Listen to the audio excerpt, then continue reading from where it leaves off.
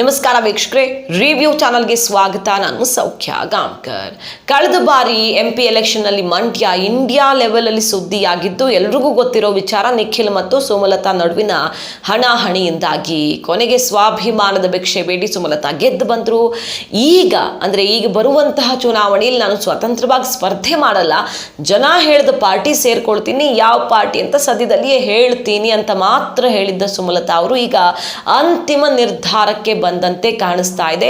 ಈ ಬೆಳವಣಿಗೆಯನ್ನ ನೋಡಿದ್ರೆ ಹಾಗಾದ್ರೆ ಯಾವ ಪಕ್ಷ ಸೇರ್ತಾ ಇದ್ದಾರೆ ಸುಮಲತಾ ಅವರು ಮತ್ತು ಆ ಪಕ್ಷಕ್ಕೆ ಎಷ್ಟೆಲ್ಲ ಲಾಭಗಳಿವೆ ಸುಮಲತಾ ಸೇರ್ಪಡೆಯಿಂದ, ಸುಮಲತಾ ಅವ್ರಿಗೆ ಇನ್ ರಿಟರ್ನ್ ಏನ್ ಲಾಭ ಸಿಗುತ್ತೆ, ಈ ಲೆಕ್ಕಾಚಾರ ನಿಮ್ಮ ಮುಂದೆ ಇಡೋದಕ್ಕೆ ನಾನು ಬಂದಿದ್ದೀನಿ. ಮಿಸ್ ಮಾಡಿದ್ರೆ ನಮ್ಮ ಚಾನಲ್ನ ಸಬ್ಸ್ಕ್ರೈಬ್ ಆಗಿ ಬೆಲ್ ಬಟನ್ ಕ್ಲಿಕ್ ಮಾಡಿದ್ರೆ ಎಲ್ಲ ಅಪ್ಡೇಟ್ಸ್ ನಿಮ್ಮನ್ನ ತಲುಪುತ್ತೆ.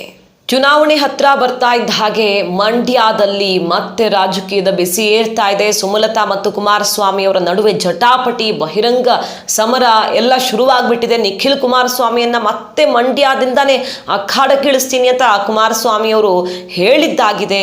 ಇದರ ನಡುವೆ ಸುಮಲತಾ ಅವರ ಆಯ್ಕೆ ಯಾವುದು ಅನ್ನುವಂಥ ಕುತೂಹಲ ಎಲ್ರಿಗೂ ಇತ್ತು.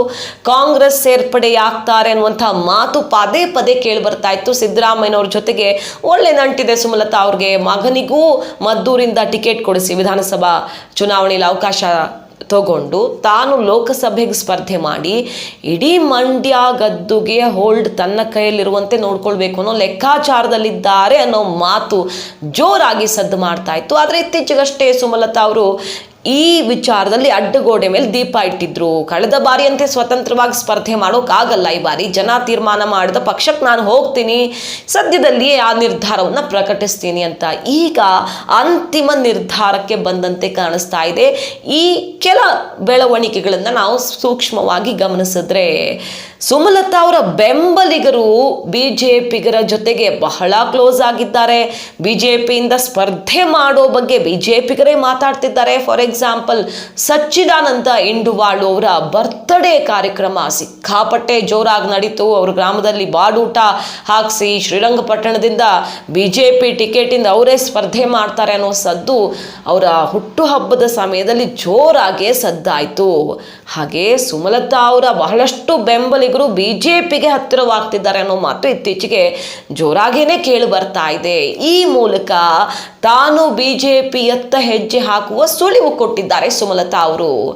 ಇತ್ತೀಚೆಗಷ್ಟೇ ನಾವು ನೆನಪು ಮಾಡ್ಕೊಳ್ಬಹುದು, ಮಂಡ್ಯದ ಮುಸ್ಕಾನ್ ಪ್ರಕರಣ, ಅಲ್ ಖೈದಾ ಉಗ್ರ ಆಕೆಯ ಬಗ್ಗೆ ಹೊಗಳಿ ಹಾಡಿದಾಗ ಅನಂತಕುಮಾರ್ ಹೆಗಡೆ ಅವರು ತನಿಖೆ ಆಗಬೇಕು, ಆಕೆ ಬ್ಯಾಕ್ಗ್ರೌಂಡ್ ಏನು ಅಥವಾ ಏನೇನು ಲಿಂಕ್ ಇದೆ ಅನ್ನೋದ್ರ ಬಗ್ಗೆ ತನಿಖೆ ಆಗಬೇಕು ಅಂತ ಪತ್ರ ಬರೆದಿರ್ತಾರೆ.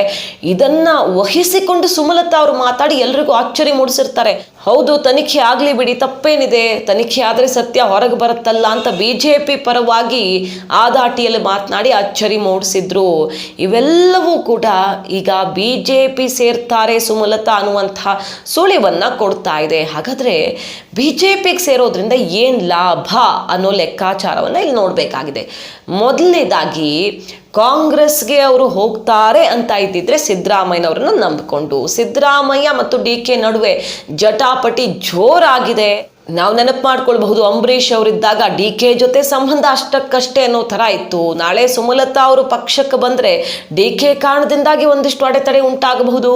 ಮಗ ಅಭಿಷೇಕ್ಗೆ ಮದ್ದೂರಿಂದ ಟಿಕೆಟ್ ವಹಿಸ್ತಾ ಇದ್ದಾರೆ ಸುಮಲತಾ ಅವರು. ಆದರೆ DK ಶಿವಕುಮಾರ್ ತನ್ನ ಗುರುಗಳಾದ SM ಕೃಷ್ಣ ಸಂಬಂಧಿಗೆ ಅಲ್ಲಿಂದ ಟಿಕೆಟ್ ಕೊಡಬೇಕು ಅನ್ನೋ ಲೆಕ್ಕಾಚಾರದಲ್ಲಿದ್ದಾರೆ. ಈ ನಿಟ್ಟಿನಲ್ಲಿ ಸಿದ್ದರಾಮಯ್ಯ ಮತ್ತು DK ನಡುವೆ ಜಟಾಪಟಿ ಕೂಡ ಇದೆ. ಈ ಥರ ಬೇರೆ ಬೇರೆ ವಿಚಾರಗಳಲ್ಲಿ ಅಡೆತಡೆ ಉಂಟಾಗಬಹುದು. ಸಿದ್ದರಾಮಯ್ಯನವ್ರ ಮಾತು ಈಗ ಎಲ್ಲಾದ್ರಲ್ಲೂ ನಡೀತಾ ಇಲ್ಲ. ಪಕ್ಷದಲ್ಲಿ ಅವರನ್ನೇ ನೆಚ್ಚಿಕೊಂಡು ಹೋಗಿ ನಮಗೆ ಅಂದ್ಕೊಂಡಿದ್ದೆಲ್ಲ ಆಗತ್ತೆ ಅಂದ್ರೆ ಆ ಥರ ಇಲ್ಲ, ವಾತಾವರಣ ಬದಲಾಗಿದೆ ಅನ್ನೋ ವಿಚಾರವೂ ಕೂಡ ಎದ್ದು ಕಾಣ್ತಾ ಇದೆ. ಜೊತೆಗೆ BJPಗೆ ಒಂದು ಮುಖ ಬೇಕು. ಹಳೆ ಮೈಸೂರು ಭಾಗದಲ್ಲಿ ನೆಲೆಯೂರೋದಕ್ಕೆ ಬಹಳ ಹೊಸ ಹೊಸ ಸ್ಟ್ರಾಟಜಿಗಳನ್ನು ರೆಡಿ ಮಾಡ್ತಾ ಇದೆ, ಹೊಸ ಹೊಸ ಮುಖಗಳನ್ನು ಹುಡುಕಾಡ್ತಾ ಇದೆ BJP. ಹೀಗಿರುವಾಗ ಸುಮಲತಾ ಅವರು ಬರ್ತಾರೆ ಅಂದರೆ ರೆಡ್ ಕಾರ್ಪೆಟ್ ಹಾಕಿ ವೆಲ್ಕಮ್ ಮಾಡ್ತಾರೆ. ಹಾಗೆ ಅಭಿಷೇಕ್ಗೆ ಟಿಕೆಟ್ ಕೊಡಿಸೋದಕ್ಕೂ ಕೂಡ ಈಸಿ ಆಗಿಬಿಡುತ್ತೆ ಸುಮಲತಾ ಅವ್ರಿಗೆ. ತನ್ನ ಬೆಂಬಲಿಗರುಗಳಿಗೆ ತಾಲೂಕ್ ಪಂಚಾಯತ್, ಜಿಲ್ಲಾ ಪಂಚಾಯತ್ ಅಲ್ಲಿರಬಹುದು, ಮುಂಬರುವ ವಿಧಾನಸಭಾ ಚುನಾವಣೆಯಲ್ಲಿರಬಹುದು, ಆರಾಮಾಗಿ ಅವಕಾಶ ಮಾಡಿಸಿಕೊಡಬಹುದು ಅನ್ನೋ ಲೆಕ್ಕಾಚಾರ ಸುಮಲತಾ ಅವರದ್ದು ಆಗಿದೆ. ಸೊ ಬಿಜೆಪಿ ಸೇರ್ಪಡೆಯಿಂದ ಅವಕಾಶ ಅನುಕೂಲ ಹೆಚ್ಚು ಅಂತ ಸುಮಲತಾ ಅವರು ತೀರ್ಮಾನ ಮಾಡಿದಂತೆ ಕಾಣಿಸ್ತಾ ಇದೆ. ಬಿಜೆಪಿಗೂ ಬಹಳಷ್ಟು ಅನುಕೂಲಗಳು ಇರೋದ್ರಿಂದ ನಾಳೆ ನನಗೆ ಹೊಸ ಹೊಸ ಅವಕಾಶಗಳು ತೆರೆದುಕೊಳ್ಳಬಹುದು ಅನ್ನೋ ಲೆಕ್ಕಾಚಾರ. ನೋಡಿ, ಇಲ್ಲಿ ಸುಮಲತಾ ಅವರು ಒಕ್ಕಲಿಗ ಫ್ಯಾಮಿಲಿಗೆ ಸೇರಿದವರು. ವೈಯಕ್ತಿಕವಾಗಿ ಅವರು ಒಕ್ಕಲಿಗ ಸಮುದಾಯದವರು ಅಲ್ದಿದ್ರು ಕೂಡ ಅಂಬರೀಷ್ ಅಂದ್ರೆ ಮಂಡ್ಯ ಗೌಡ್ರು, ತಾನು ಕೂಡ ಮಂಡ್ಯ ಗೌಡ್ತಿ ಅಂತ ಕಳೆದ ಚುನಾವಣೆಯಲ್ಲಿ ಹೇಳ್ಕೊಂಡಿದ್ದು ನಮಗೆ ನೆನಪಿದೆ. ಸೊ ಒಕ್ಕಲಿಗ ಸಮುದಾಯವನ್ನ ಸೆಳೆಯೋದಕ್ಕೆ ಬಿಜೆಪಿಗೆ ಒಂದು ಸ್ಟ್ರಾಂಗ್ ಹ್ಯಾಂಡ್ ಸಿಕ್ಕಂಗಾಗತ್ತೆ. ಎಜುಕೇಟೆಡ್, ಹಾಗೆ ಒಳ್ಳೆ ಮಾತುಗಾರ್ತಿ, ಲೋಕಸಭೆಯಲ್ಲೂ ಕೂಡ ಒಳ್ಳೆ ಪ್ರತಿನಿಧಿ ಆಗ್ತಾರೆ. ಹಾಗೆ ಮಂಡ್ಯ ಮೈಸೂರು ಭಾಗದಲ್ಲೂ ಕೂಡ ಮಹಿಳಾ ಬಲ ಬರುತ್ತೆ. ಒಳ್ಳೆ ಸ್ಟ್ರಾಂಗ್ ಲೀಡರ್ ಬಿಜೆಪಿಗೆ ಸಿಕ್ಕಾಗತ್ತೆ ಅನ್ನುವಂಥ ಲೆಕ್ಕಾಚಾರದಲ್ಲಿದೆ ಬಿಜೆಪಿ. ಸೊ ಈ ಪರಸ್ಪರ ಅನುಕೂಲಗಳನ್ನು ಅಳೆದು ತೂಗಿ ಸುಮಲತಾ ಅವರು ಕಾಂಗ್ರೆಸ್ಗಿಂತ ತನಗೆ ಬೆಸ್ಟ್ ಆಪ್ಷನ್ ಬಿಜೆಪಿ ಅನ್ನುವಂಥ ನಿರ್ಧಾರಕ್ಕೆ ಬಂದಂತೆ ಕಾಣಿಸ್ತಾ ಇದೆ. ಕುಮಾರಸ್ವಾಮಿ ಅವರನ್ನ, ಅಲ್ಲಿರುವಂಥ ಎಲ್ಲ ಶಾಸಕರುಗಳನ್ನ ಈ ಬಾರಿ ಸ್ವತಂತ್ರವಾಗಿ ಎದುರಿಸೋದು ಅಷ್ಟು ಸುಲಭ ಇಲ್ಲ. ಹಣಬಲ ಜನಬಲ ಬೇಕಾಗತ್ತೆ. ಕಳೆದ ಬಾರಿ ಅಂತ ಎಲ್ಲ ಪಕ್ಷಗಳು ಒಟ್ಟಾಗಿ ಅವರನ್ನು ಸಪೋರ್ಟ್ ಮಾಡುವಂಥ ವಾತಾವರಣ ಕೂಡ ಉಳ್ಕೊಂಡಿಲ್ಲ.